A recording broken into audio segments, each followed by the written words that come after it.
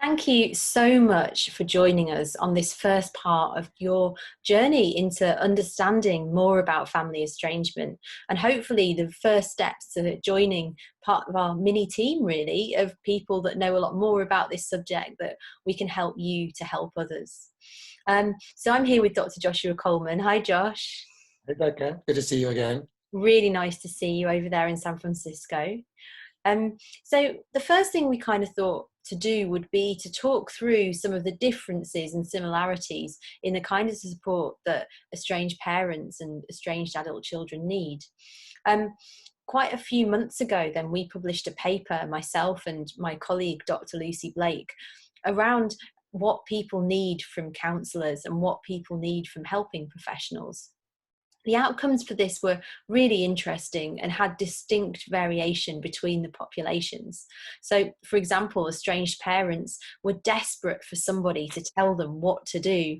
So it was almost like, give me the equation for making this relationship better. And it was almost like they wanted a step-by-step guide or somebody to really hold their hand through the process of healing a relationship. And I think what we often observe from working with people at Standalone is that they really want it to be quick. So it's not something that's, like a smooth process or a long process. It's something that they really would like to be a few weeks long to get things back on track to where they are.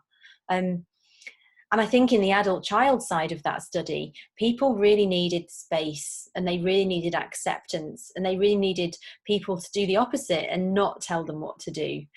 We observed that people had been told time and time again to either go and reconcile or what was best for them.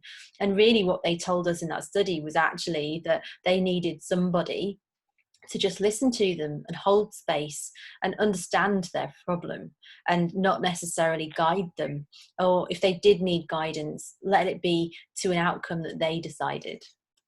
I don't know if that's familiar to you, Josh. Like, I know that you've been working in this area for such a long time. It's very familiar. In fact, what you're describing, Becca, about what the adult children need is really what I counsel the parents to do, and what I would counsel the coaches to learn how to do, which is how to reach out to the adult child in a way that gives them that space, doesn't make them feel rushed, makes them feel understood and empathized with.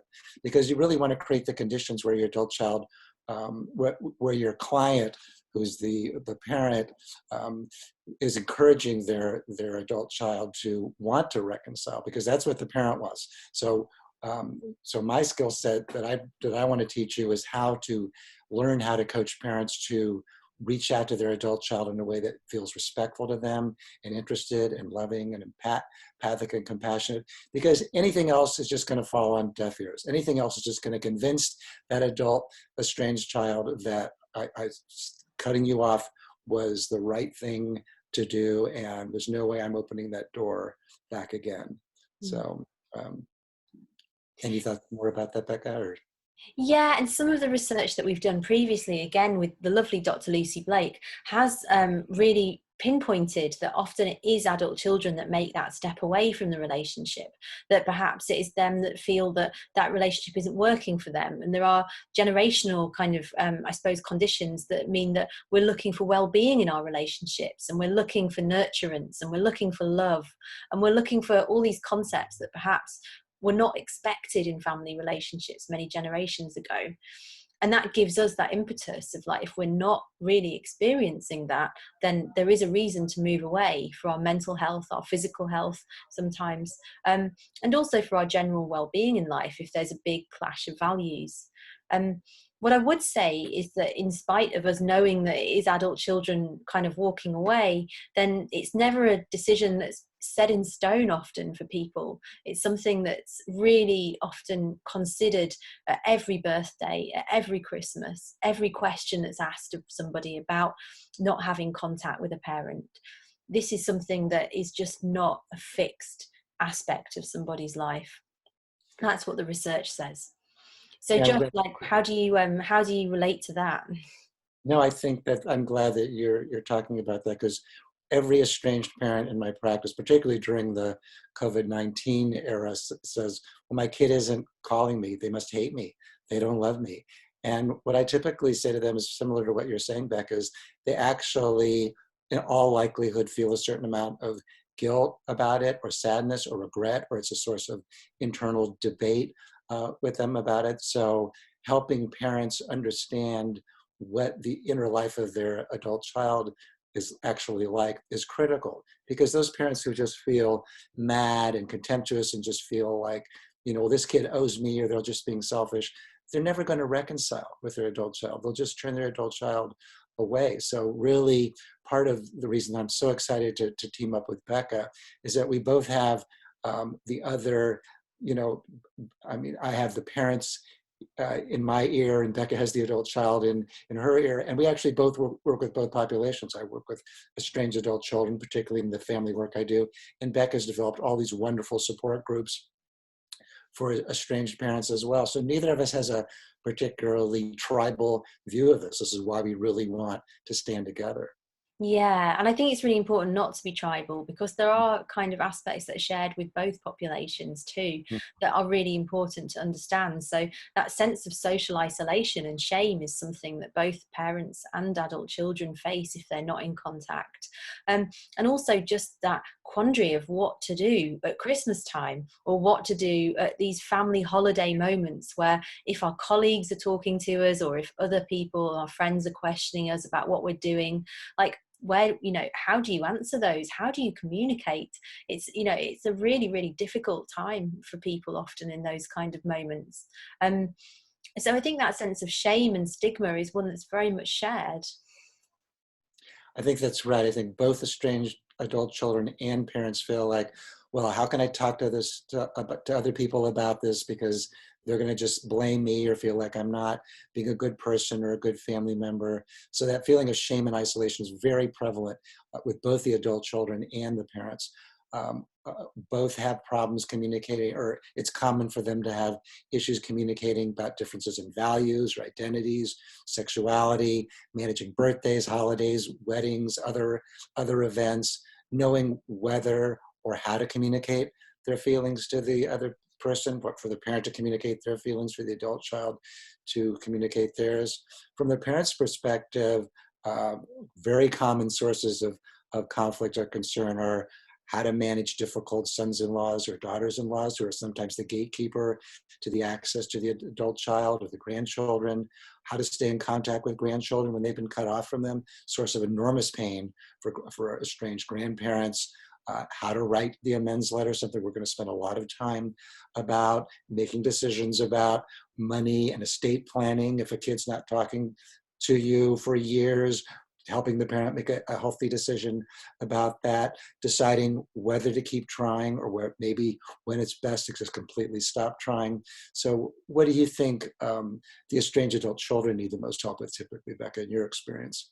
Well, much as some of those are shared, so I can completely identify with that idea of when to stop trying and when to give up, because ultimately, if a relationship isn't going to be healthy for you and it is going to have a massive impact on your mental health, there are absolutely times where you do have to put distance in place to be able to manage that boundary for yourself if it's having a profound impact on your life. And that can be a very liberating thing, I think, for the person that puts that boundary in place, but obviously not such a liberating thing, and maybe quite a hurtful thing for the person that's receiving that boundary. So I do think that I think that adult children in this position really need help in understanding how to communicate that boundary kindly, and to be able to, yes, hold those feelings of anger, and often very rightful anger around what's happening.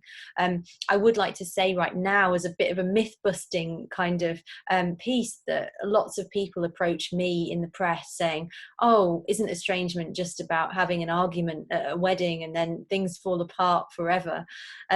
Or a one-off comment that's just led to someone being really childish, or a tiff, or any of these kinds of really throwaway things. Whereas often this is a really deep-seated and long-standing disagreement or emotional inequality in a relationship, and there's a real sense of injustice often in those relationships. So there's a rightful anger that often comes with injustice, and often adult children want to communicate that, and probably should communicate that, but how to do it in such a way that might inspire some change in the other party is really, really important. So that same sense of sensitivity of how you word your emails, But also, I think giving people the chance to put it right. What I often see sometimes in some patterns of behavior is something very reactive of like, oh, well, it's just easier to walk away and not say anything. Whereas Mm. we've always advocated, and I've always advocated, that there's a due diligence around kind of saying, look, this is my truth, this is my experience, and I need you to change. And there might not be that chance of them coming on that journey with you. They really may not. And that's when it is time to put the boundary in place. But giving people the chance to change first is a really, really important skill to develop. And I think then, that's, I'm sorry, go ahead, Becca. no, go ahead, Josh. No, I just think that's really well said. And I love your concept of due diligence, that we're, the goal is really to teach people how to have these difficult conversations, because there's so much that can be learned, both whether it's on the parent side or on the adult child side. You know, you can learn so much in facing these very powerful people in your life and saying, this doesn't work for me, or this actually hurts me, or when you communicate like that, it makes me feel ashamed or hurt or unloved or even Mm. abused, and learning how to do that in a way that doesn't induce shame and feelings of abuse in the other is really a very sophisticated skill that we really want to teach you. And I think that's why so many therapists and coaches fail at this, because they don't know how to walk that line between kind of communicating your own truth, but also not kind of obliterating the other person in the process. Yeah, and I think a change in any relationship is not just about I, it's about we, isn't it? So it involves both parties. So if you do want something to change, I think it's about how you enter into that communication. And I often think sometimes the things that I've learned at work around managing difficult conversations are wonderful for families in some ways, because they do set up that environment of kind of being often quite concise but kind with your communication. But then, asking them what they think and making it a dialogue rather than 20-page letter talking about every single thing that's ever gone wrong, something digestible and understandable that speaks from the heart. And I Yeah. do think that when you do those things, when you do kind of make an intervention in a relationship, then it is a sense of self-love. It is a sense of being able to say, I'm worth more in this interaction, and the energy exchange is wrong. So I want to start healing this, and I want to start putting it right and into balance. And those are very reasonable things to expect from relationships set up in the kind of decades that we live in now. But I imagine that might sound like a different language entirely to add to parents there, Josh. Mhm. No, I think that's well said. And I think that learning how to communicate these really powerful feelings is, it's really one of the most important skill sets that either a parent or an adult child could learn. Mm. So perhaps that's a good place for us to stop for today, Becca, and we'll continue this conversation in the next module. What do you think? Absolutely. There's so many similarities and there's so many differences. And I think what we want to do is just help you understand in the next module exactly what family estrangement is, what can lead to it, and have a chat about our experience of working in this field really for so long, and understanding what we think the reasons are that bring people to these kinds of decisions.